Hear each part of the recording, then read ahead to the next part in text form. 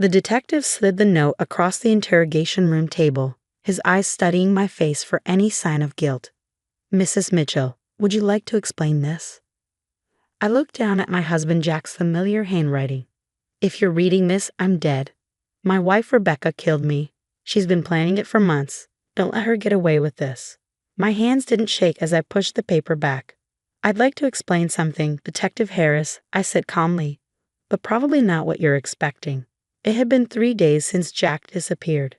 3 days since they found his car abandoned by the river, blood splattered across the driver's seat.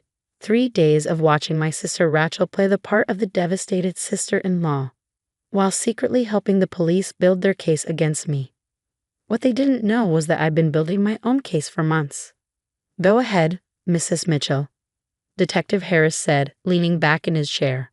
"We're all ears." I opened my purse and pulled out a USB drive.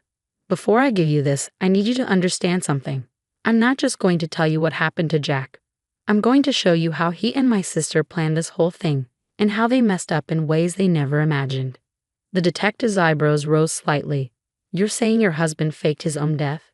"Yes," I replied, and tried to frame me for it so he and my sister could start a new life together with his life insurance money. But they made one crucial mistake. They underestimated me. My name is Rebecca Mitchell. I'm 34 years old, and until 3 days ago, I was married to a man who thought he could destroy my life and get away with it. But I'm also a forensic accountant, and if there's one thing I know, it's that numbers don't lie, even when people do. 6 months earlier, I was working late at my office, combing through financial records for a client when I noticed something odd in my own bank statements. A series of small transfers, carefully spread out to avoid detection, moving money from our joint account to an unknown destination. Most people wouldn't have caught it. The amounts were tiny, $50 here, $75 there, but they added up. Over 3 months, nearly $15,000 had disappeared. I didn't confront Jack immediately. Instead, I did what I do best. I followed the money. The transfers led me to a private account, and from there to a trail of receipts that told a story I wasn't prepared for. Hotel rooms booked under my sister's name. Dinner reservations for 2 at restaurants where Jack claimed he had business meetings. A down payment on a small apartment across town. But the real punch to the gut. A receipt for an engagement ring, purchased 2 weeks earlier. I sat in my dark office that night, staring at the evidence on my computer screen, and made a decision. I wouldn't confront them, not yet. Instead, I would document everything, build an ironclad case, and wait to see what they were planning. I didn't have to wait long. "Honey," Jack said one evening over dinner, his voice carefully casual, "what would you think about increasing my life insurance policy?" I looked up from my plate, keeping my expression neutral. "Oh, why's that?" He shrugged, not meeting my eyes. "Just thinking about the future, making sure you're taken care of if anything happens to me." I watched him push food around his plate, noting how his left hand trembled slightly, a tell he'd had since I met him. He was lying, and he was nervous about it. "Sure," I said softly. "That makes sense." The policy was increased to $2 million the next day. I started keeping a second set of books. Rachel came over more often after that, playing the role of the caring sister. She'd bring coffee, ask about my day, all while helping her lover plan my destruction. "You work too hard," she said one afternoon, perched on the edge of my desk at home. "You should take a break, maybe go visit Mom for a few days." I smiled, thinking of the hidden camera I'd installed in my home office. "Maybe soon. Things are pretty busy right now." She touched my shoulder, and I wondered if she felt any guilt at all. "You know I'm always here for you, right?" "I know," I replied, and I did know. I knew exactly what she was there for. The pieces of their plan became clearer each day. The life insurance policy, the secret apartment, the carefully orchestrated paper trail making me look unstable, jealous, potentially violent. They thought they were being clever, but they left traces everywhere. Burner phones with texts not quite deleted. Receipts for chemical supplies that could make Jack's blood appear to be in larger quantities than it was. Research on their shared laptop about dissolving bodies in lye. I documented everything, backing up files, photographing evidence, building my case methodically while they built their trap. The day before Jack disappeared, he kissed me goodbye like any other morning. "Love you," he said. and I wondered if he felt anything at all as he said those words. "Love you too," I replied, knowing it would be the last time I said it. 24 hours later, his car was found by the river, and my sister was at my door with tears in her eyes. "Becca," she sobbed, pulling me into a hug. "They found Jack's car. There's so much blood." I held her, feeling her tears soak into my shoulder, and thought about the camera in my necklace recording every moment of her performance. Now, sitting across from Detective Harris, I plugged the USB drive into his computer. "Everything you need is here," I said quietly. "Bank records, photos, videos, communications between them planning this whole thing. And most importantly, proof that Jack is very much alive." The detective's eyes widened as he scrolled through the files. "Mrs. Mitchell, this is extensive." "I'm thorough," I said simply. "It's why I'm good at my job. It's also why they're going to regret ever thinking they could outsmart me." Harris looked up from the screen, his expression shifting from skepticism to something like respect. "Where do you think they are now?" I allowed myself a small smile. "Oh, I know exactly where they are. And in about 20 minutes, so will you." Detective Harris stared at his computer screen, scrolling through the mountain of evidence I collected. "According to these records, your husband purchased one-way tickets to Mexico 2 days ago. Cabo San Lucas," I confirmed. "He and Rachel are staying at the Villa del Arco Resort, room 412, booked under the name James Cooper, his favorite alias. They used my money to pay for it." The detective's brow furrowed. "Your money? Remember those small transfers I mentioned? They weren't as clever as they thought. While they were stealing from our joint account, I was tracking every penny. Last week, I moved most of our assets to a private account, one they can't access." I pulled up my phone and showed him the resort's live webcam feed. There, lounging by the infinity pool, were Jack and Rachel, probably celebrating their successful escape. "They think they've won," I continued. "That I'm here being interrogated for murder while they start their new life. They have no idea I've been 10 steps ahead of them this whole time." Harris picked up his phone, already dialing. "I'll contact the Mexican authorities immediately." "Before you do that," I said, holding up a hand, "there's something else you should see." I reached into my bag and pulled out a thick manila envelope. Inside were documents that would ensure Jack and Rachel's downfall wasn't just complete, it was spectacular. "These are records of every illegal transaction Jack has made through his company over the past 5 years. Tax evasion, money laundering, fraud. I've been collecting evidence since I first suspected something was wrong in our marriage." The detective's eyes widened as he flipped through the pages. "Mrs. Mitchell, this could put him away for decades." "I know," I said quietly. "And Rachel too. She's been helping him cook the books since she became his company's accountant 2 years ago. That's how their affair started."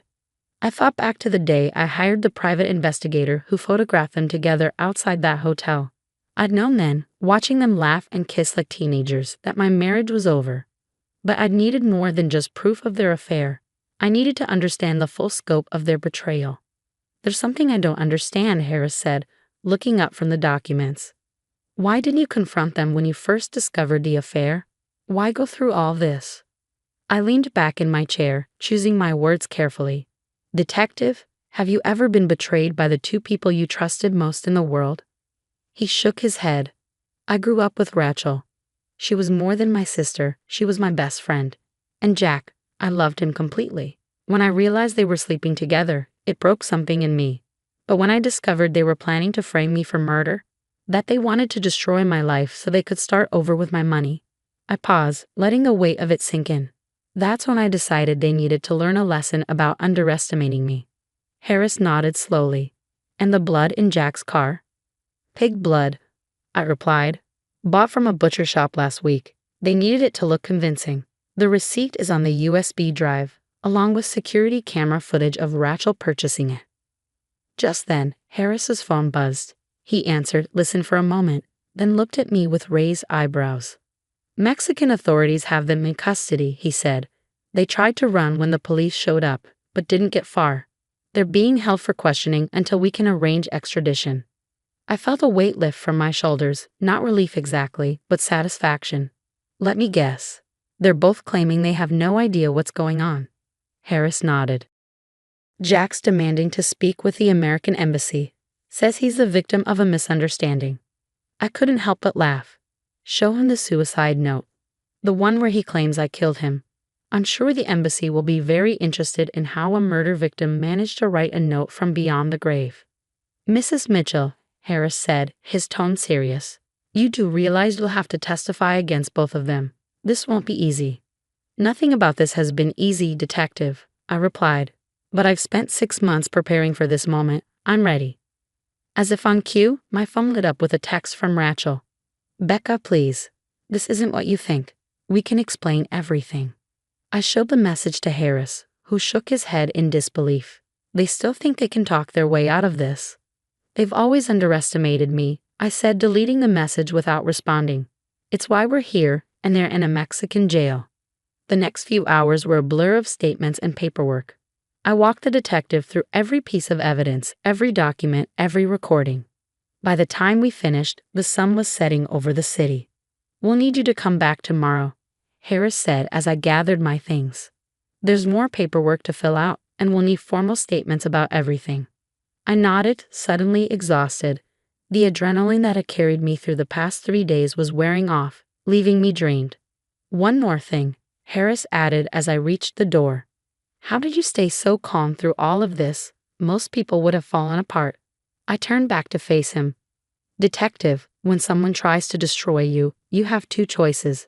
You can break down, or you can become unbreakable. I chose the latter.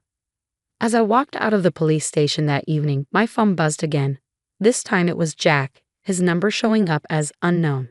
I know you're behind this, his message read. You've ruined everything. How could you do this to us? I stared at the words, marveling at his audacity. Even now, caught in his own trap, he was trying to make me the villain. I typed out a response. No, Jack. You and Rachel ruined everything when you decided to frame me for murder. I just made sure you faced the consequences. Then I blocked his number, got in my car, and drove home to the house that was now mine alone. I woke the next morning to breaking news headlines splashed across my phone. Local businessman and sister-in-law arrested in murder hoax. The story was everywhere, complete with their mugshots from Mexican custody. Jack looked shell-shocked, his normally perfect hair disheveled. Rachel's makeup was streaked with tears. Within hours, my phone was flooded with messages from friends, family, and coworkers. Everyone wanted to know how I was holding up, how I'd discovered their plan, whether I'd seen the signs before it was too late. I ignored them all and drove to the police station for my formal statement. Detective Harris was waiting with a cup of coffee and a thick stack of papers. You've caused quite a stir, Mrs. Mitchell. The DA is very interested in this case. I imagine he is, I replied, settling into the chair across from him. How are our lovebirds doing in Mexico? Not well, he said, a hint of satisfaction in his voice. They're being extradited today. Jack's company board has already voted to remove him as CEO, and they're launching their own investigation into the financial crimes you uncovered. I nodded, unsurprised. They'll find more. Jack's been embezzling for years. I only scratched the surface in my investigation. About that, Harris leaned forward. How did you know to start looking into his finances in the first place? I took a sip of coffee, remembering the moment everything changed. It was something Rachel said at Christmas last year. We were talking about Jack's company, and she mentioned how clever he was with creative accounting. The way she said it, there was this intimacy in her voice, like she was proud of him. That's when I knew. Knew they were having an affair. Knew they were up to something bigger, I corrected. The affair was just part of it. They were planning something, and I needed to find out what. As I finished giving my statement, Harris's phone buzzed. He checked it and looked up at me. They've landed. Want to watch their perk walk?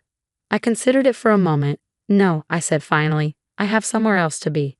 That somewhere was Jack's company headquarters, where I had an appointment with the board of directors.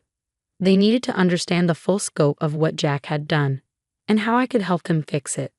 I spent 3 hours walking them through the evidence, explaining how Jack had manipulated the books, where the missing money had gone. By the time I finished, they had offered me a consulting contract to help clean up the mess.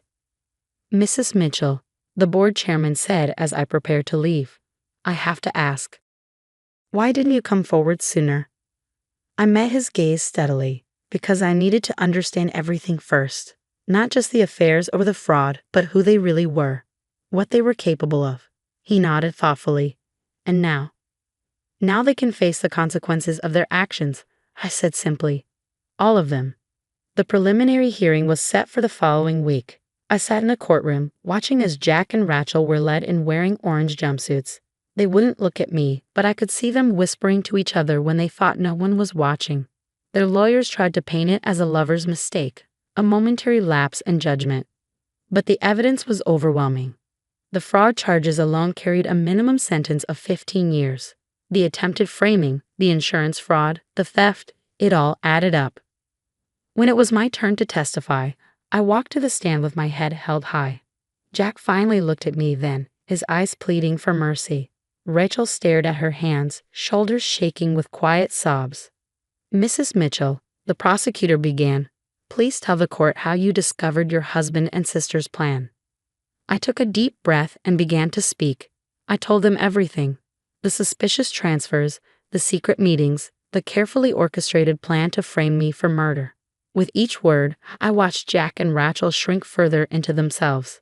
And what made you decide to gather evidence rather than confront them immediately? The prosecutor asked.